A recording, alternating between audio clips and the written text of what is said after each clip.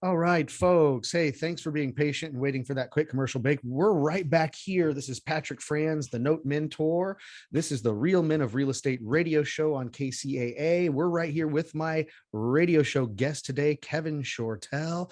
Right before the break, Kevin, we were talking about some outcomes that happen when someone buys one of these performing notes and holds on to it as the lender, rather than buying a rental property and holding on to it as a landlord. So somebody buys a note, they hang on to it, and somebody could pay them as agreed, which would be a fantastic thing. We just covered that right before the break. But before we continue with the other outcomes, Kevin, some people are going to really want to know how to get a hold of you and maybe learn what kind of coaching programs you offer, how to buy one of your books, who knows what, maybe jump on a 10-minute call and see how maybe you can help them with note investing. And how would they get a hold of you if they wanted to do so? Best way to get a hold of me is to email me at kevin@kevinshortle.com. And I'll spell that once again. Kevin, Kevin, at KEVINSHORTLE.com is the best place to shoot me an email. And that comes directly to me, and I'll get back to you. And if you're interested in my book, it did get #1 bestseller in 4 categories, actually. For real estate without renters. And you can look that up on Amazon and look up my name or look up the book on Amazon. And I think you'll enjoy that as well. And the website is the same thing, either kevinshortle.com or realestatewithoutrenters.com. So cool, folks. You heard it. So Kevin at kevinshortle.com is how you can find Kevin and email him. And his book is called Real Estate Without Renters, bestseller in a few different categories. So folks, definitely get a hold of Kevin if you want to learn more about this subject. But back at it, Kevin. So if somebody buys a performing mortgage note and they say, rather than buy a rental property and deal with all those headaches, I'm just going to buy a performing mortgage note, meaning I'm buying a promissory note with some amount of years left where some homeowner is living in that house. They're paying their mortgage payment on time every month and everything's hunky-dory. Well, if they buy that, somebody could pay them as agreed for the next 20 years, but that's not really the norm that usually happens, right, Kev? So option number 2 that could happen is what? They're going to get paid off early. And sometimes that happens as well. Most people today don't stay in their homes for 30 years, right? If you look back, I bet your parents or grandparents did, because that was the whole thing. Pay off the mortgage, right? Burn the mortgage. We want to pay the house, own it free and clear sort of thing. But generations since then, not so much. We move more. It might be job related, might be whatever, relationship related, but there's a tendency for people to move more. In fact, we were getting down before COVID and such. It was getting down to 7.4 years, I think, was the average amount of time that people stayed in their homes nationwide. And since COVID, it's gone up, obviously.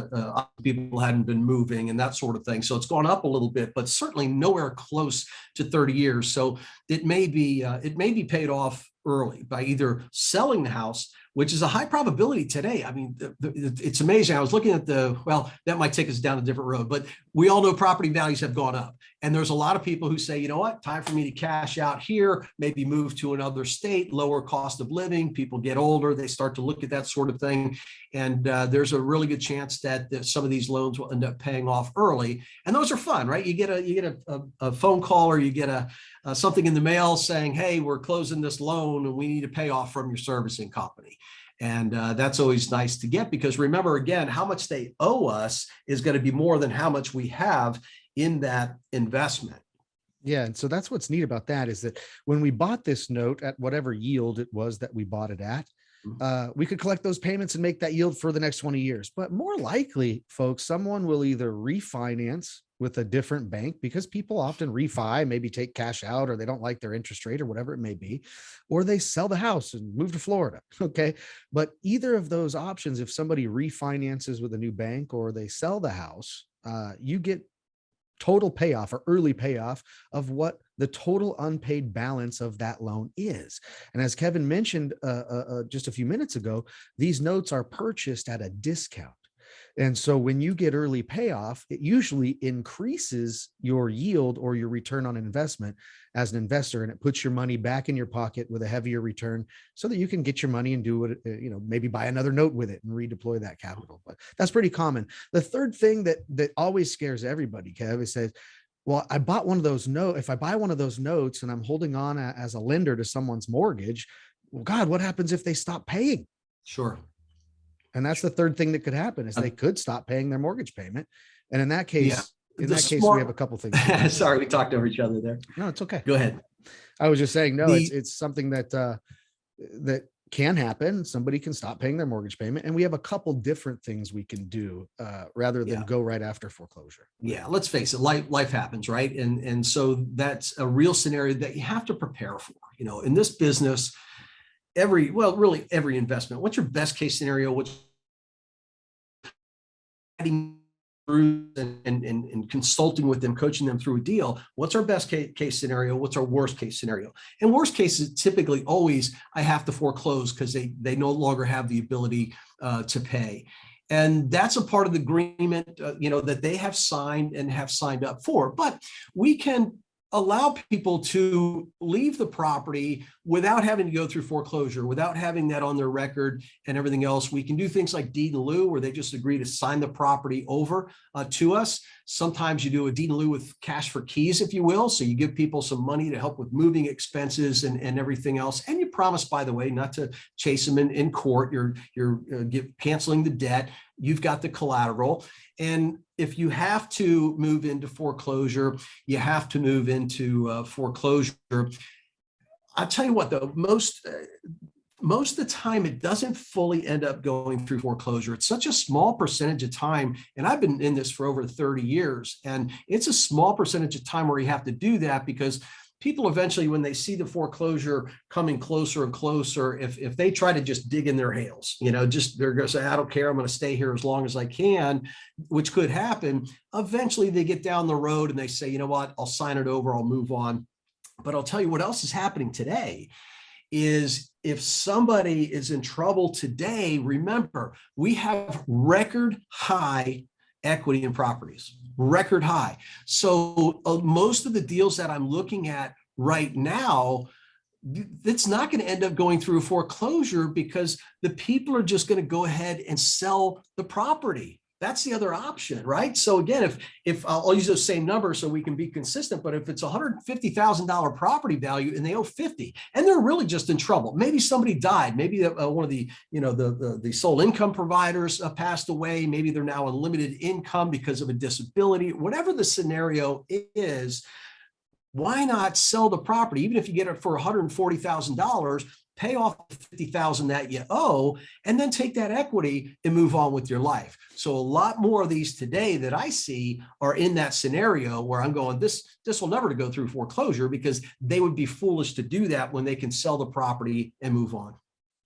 Yeah, absolutely. And that goes right back to the win-win-win situation that notes create, because it's usually a win-win for the note seller who wants cash today for those payments, and the note buyer who was able to buy that debt at a discount and collect that cash flow without a lot of headaches. But boy, we always forget about talking about the win that we can create for these homeowners and what we can do to preserve families' lives. Because as a note investor, I'm not Wells Fargo. You don't have to go through 17 gatekeepers in a corporate department and 7 buildings to figure.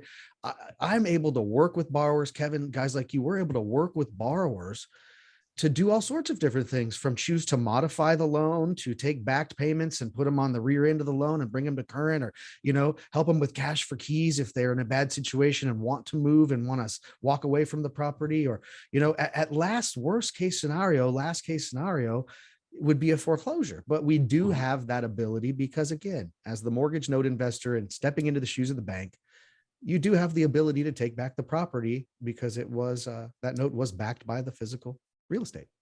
Certainly. And always, you want to keep a note performing. So you're going to work with somebody to do some kind of a workout situation, loan modification. If that can't happen, you start just going down this road. But before you even got involved with that investment, you already should have run all the numbers on those scenarios to see that will work. But most of the time today, you'll be able to do some kind of work, come to some resolution that's workable for all parties, rather than have to ultimately foreclose.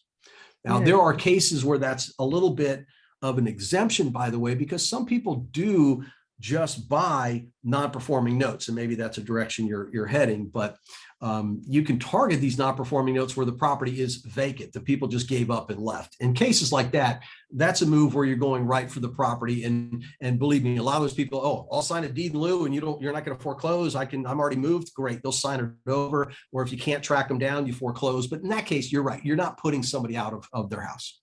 Yeah, and the point is to help as many people as you possibly can while earning a great return. Right. And that's what most investors want. But you have been involved for a lot of years, right? I mean, getting back into real estate, commercial real estate appraising in 1985. Yeah. You've been involved in physical real estate, and of course, like we're talking about the paper side of real estate, and done it all for many years. And I know that one of your gigs is to show people the difference of real estate versus notes, kind of like what I do here on my show. Like, look, here's the big difference here, why you may want to do notes and not real estate. But there's ways that real estate and notes combine themselves, as an investor, and there's ways to use them together and things. And I know that you like to speak on that subject. Talk about that a little bit before we go to our next break. Yeah, I was never one of those people in the note industry that, oh, you just have to do notes. That's the only thing that anybody should ever do. And I just don't believe that, because real estate itself is a great way also to make money. They're just the different side of the same coin. Real estate in itself includes investing in real property, but also if there's financing involved, it's the financing side. So both of these aspects are in real estate. So I've always looked at it in its totality. Real estate notes is real estate, and real property is in the real estate realm. So combining those makes a lot of sense. In fact, one of the bigger inventory sources we have of notes today that people buy start with a real estate investment company. A real estate investment company that will raise funds, go out and buy 100 homes, fix them up and sell them with seller financing, thereby creating paper. So they went from real property, converted that into paper when they sold it. And today, by the way, much better seller finance notes created than back 30 years ago when we were buying notes like on the weirdest stuff, like, oh, in the spaceship style home here that the bank won't finance. Somebody will come up with some crazy, loan on it. Today, they're Dodd-Frank certified loans, are good quality. They're qualifying people better. And that's a big source of our inventory. And that is a really good working model that people can get into. So some people buy the real estate first and then paper their way out, as we call it, by doing seller financing on real estate. I have other people that already own real estate, tenant occupied, and they like the idea to say, oh, so I can move out of my responsibilities, even though I have 50 doors and I've got a management company. It seems like I'm still managing everything. I can convert my existing long-term tenants perhaps into owners, let them take on that responsibility for all the upkeep and everything else, and cash out with a note. Because something we probably won't get into on this format. Like I said, I'm with you. I could spend 3 days or more in a row doing this. But when you own a note, because it is that long-term, we were using 240, so I'll stick with that, 240 payments. If you own a note, you can sell parts of that note. So, unlike real estate, where you sell real estate one time, if I create a long-term note, I could sell the next 5 years of payments, the next 7, the next 10 years of payments. Well, listen, folks, don't go anywhere. Times. Don't go anywhere, folks. We've got to take another commercial break. I know, like I want to just keep rapping with Kevin, but our sponsors will kill us.